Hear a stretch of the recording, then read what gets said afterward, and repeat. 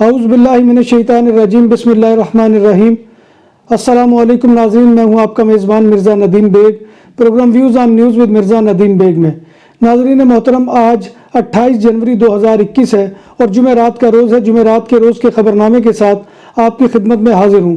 جیسا کہ آپ جانتے ہیں کہ ہمارے خبرنامے میں اسپین، یورپ اور دوسرے ملکوں کی خبریں شامل ہوتی ہیں۔ آج کی سب سے پہلی خبر کا تعلق اسپین سے ہے کہ اسپین میں ایک بار پھر کورونا نے اپنا اثر دکھانا شروع کر دیا اور 40,200 نئے کیسز سامنے آ گئے اور 432 اموات بھی ہوئی۔ اسپین میں وبا سے لے کر اب تک مجموعی طور پر کورونا کیسز کی تعداد 26,70,102 ہو چکی ہے اور اموات کی بھی کل تعداد 57,291 تک جا پہنچی ہے۔ اسپین میں کورونا کی یہ صورتحال ایسے وقت میں سامنے آ رہی ہے جب پابندیوں کا بھی اطلاق ہے اور ویکسین کا عمل بھی جاری ہے۔ کورونا کی وجہ سے سب سے زیادہ اموات میڈرڈ میں ہوئی، جس میں کل تعداد 12,425 ہے۔ کاتالونیا کا دوسرا نمبر ہے اور یہاں اموات کی کل تعداد 9,315 ہے۔ کاتالونیا میں نرسنگ ہوم میں 24% اور ہسپتالوں میں 62% اموات ہوئی۔ تیسرا نمبر کاستائی لا مانچا کا ہے، جہاں پر 5,503 اموات ہوئی۔ ملک میں ہسپتالوں میں مریضوں کے داخلے کی تعداد میں بھی معمولی کمی آئی ہے۔ روزگار کے شعبے میں وبائی بیماری نے تباہی مچا دی ہے۔ لیبر فورس سروس EPA کے اعداد و شمار کے مطابق گزشتہ سال 2020 کی آخری سہ ماہی میں پروونسیا بارسلونا میں 97,400 افراد بے روزگار ہوئے اور یہ سال بے روزگاری کی شرح میں 13.67% کے ساتھ ختم ہوا، جو پچھلی سہ ماہی کے مقابلے میں 3/10 زیادہ تھا۔ سوشلسٹ پارٹی کاتالونیا کے سربراہ مکل ایسیتا مرکزی حکومت میں شامل ہو گئے۔ انہوں نے گزشتہ روز وزیر اعظم پیدرو سانچیز کی موجودگی میں بادشاہ فلیپے ششم کے سامنے وزیر برائے علاقائی امور و سول سروس کی ذمہ داریوں کا حلف دیا۔ بارسلونا میں کورونا وائرس کی وجہ سے ICU میں داخل ایک 38 سالہ بنگلہ دیشی ماں شمائلہ نے اپنے کمسن بیٹے حسان کو اس کی پیدائش کے 20 دن بعد دیکھا۔ ماں شمائلہ کورونا کی وجہ سے بارسلونا کے ہسپتال دلمار میں داخل ہے اور ICU میں زیر علاج ہے۔ خاتون مریضہ شمائلہ کو میڈیکل عملہ نے ہسپتال کے سامنے سمندر کے کنارے لا کر ملایا۔ بیماری کی وجہ سے ماں شمائلہ اپنے نومولود بچے حسان کو نہیں دیکھ سکی تھی۔ بارسلونا میں جائیداد ہتھیانے کے لیے ایک پادری نے ایک مردہ مرد کی ایک عورت سے شادی کرا دی۔ اس جرم کی پاداش میں بارسلونا کے چرچ کے سابق پادری داود ویرگاس کو 8 سال قید کی سزا ہو سکتی ہے۔ یہ واقعہ 2008 میں پیش آیا تھا، جب ایک شخص کی موت ہو گئی تھی اور اس نے شادی نہیں کی ہوئی تھی اور اس نے 15 لاکھ یورو کی جائیداد چھوڑی تھی، اور اس جائیداد کو ہتھیانے کے لیے خاتون نے پادری سے منصوبہ بنایا اور کہ وہ ان کی شادی کرا دے تاکہ وہ جائیداد کو ہتھیا سکے۔ تو پادری نے اس عورت کی جعلی شادی کرا دی اور شادی کی تاریخ مرد کی موت کی تاریخ سے 5 مہینے پہلے کی لکھ دی اور خاتون کی بیٹی نے نکاح نامے پر بطور گواہ دستخط کی۔ اٹلی کے شہر بریشیا کے ایمرجنسی وارڈ کا انچارج ڈاکٹر شفا کی بجائے کورونا کے مریضوں کو مارنے کی دعائیں دیتا رہا۔ ملزم ڈاکٹر کو کورونا مریضوں کو ٹیکوں کے ذریعے موت کا گھاٹ اتارنے کے جرم میں گرفتار کر لیا گیا ہے۔ درندہ صفت ڈاکٹر کارلوس نے 61 اور 79 سالہ 2 مریضوں کی مارچ 2020 میں نیورو مسکولر کو بلاک کرنے والے انجیکشن کے ذریعے سے مارا۔ ایک برس قبل منظر عام پر آنے والے کرونا وائرس نے عالمی سطح پر متاثر ہونے والوں کی تصدیق شدہ تعداد 10 کروڑ سے تجاوز کر گئی۔ یہ وائرس تاحال دنیا کے کئی خطوں میں تیزی سے پھیل رہا ہے۔ کورونا کی وبا سے متعلق اعداد و شمار مرتب کرنے والے امریکہ کی جان ہاپکنز یونیورسٹی کے مطابق اس وبا کے آغاز سے اب تک پوری دنیا میں کورونا وائرس سے متاثر ہونے والوں کی تعداد 10 کروڑ 270 لاکھ سے بڑھ چکی ہے، جبکہ کووڈ-19 پوری دنیا میں 21,57,000 سے زائد انسانوں کی جان لے چکا ہے۔ اس وائرس سے 5 سب سے زیادہ متاثرہ ممالک بالترتیب امریکہ، بھارت، برازیل، روس اور برطانیہ ہیں۔ ہالینڈ میں مسلسل چوتھی شب بھی مظاہروں اور دنگا فساد کا سلسلہ جاری رہا۔ زیادہ تر نوجوانوں کی طرف سے کیے جانے والے یہ مظاہرے کورونا کی وبا کے پھیلاؤ کو روکنے کے لیے لاک ڈاؤن میں سختی اور رات کا کرفیو نافذ کرنے کے خلاف ہو رہے ہیں۔ گزشتہ سب مظاہروں کی شدت میں مزید اضافہ ہوا۔ مظاہرین نے گاڑیوں اور املاک کو نقصان پہنچایا اور ان کی پولیس کے ساتھ جھڑپیں بھی ہوئی۔ پولیس نے 400 افراد کو حراست میں لے لیا۔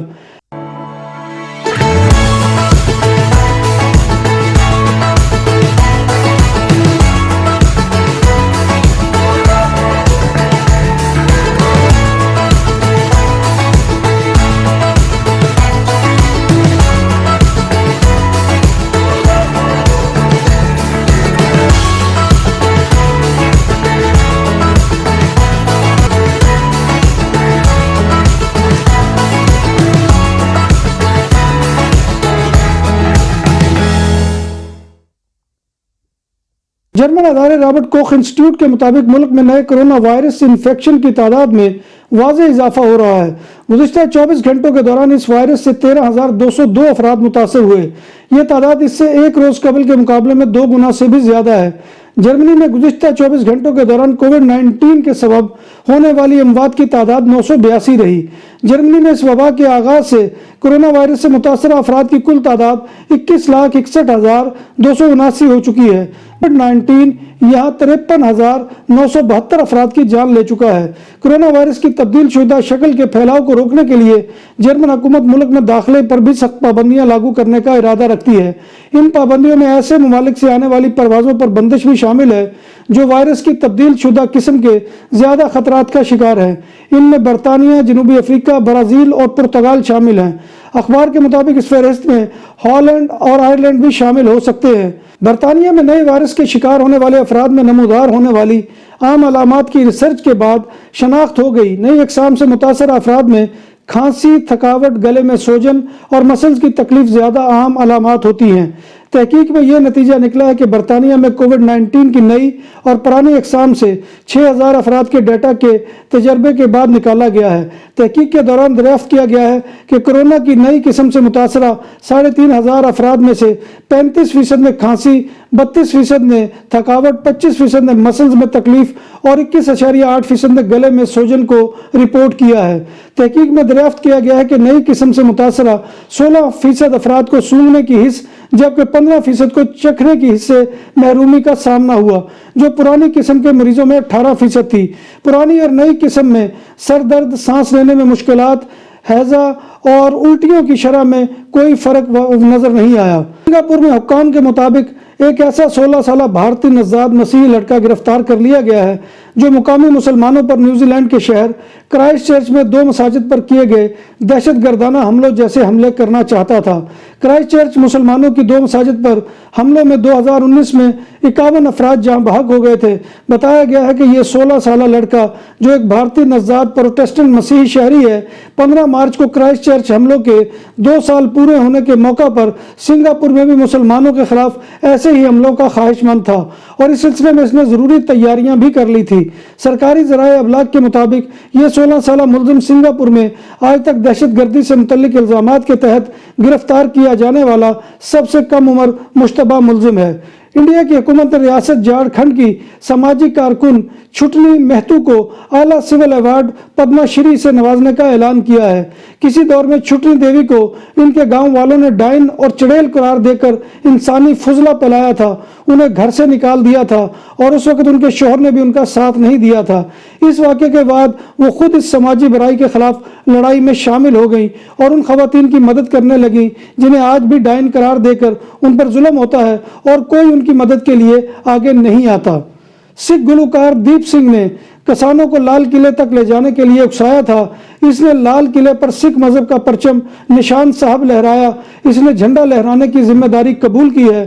سندھو نے 2019 کے پارلیمانی انتخابات میں بالی ووڈ اداکار سنی دیول کے لیے پنجاب میں انتخابی مہم چلائی تھی۔ سنی دیول بی جے پی کے امیدوار تھے، وہ بی جے پی کے ایم پی ہیں۔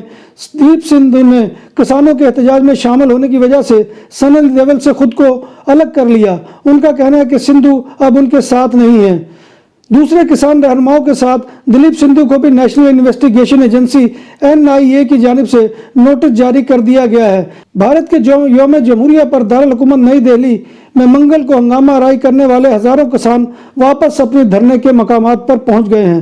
سعودی عرب میں اب اقامہ 3 مہینوں کے لیے جاری اور اس کی تجدید کرانا ممکن ہو سکے گا، تاہم اس سہولت سے صرف ورکر پرمٹ اقامہ ہولڈر ہی استفادہ کر سکیں گے۔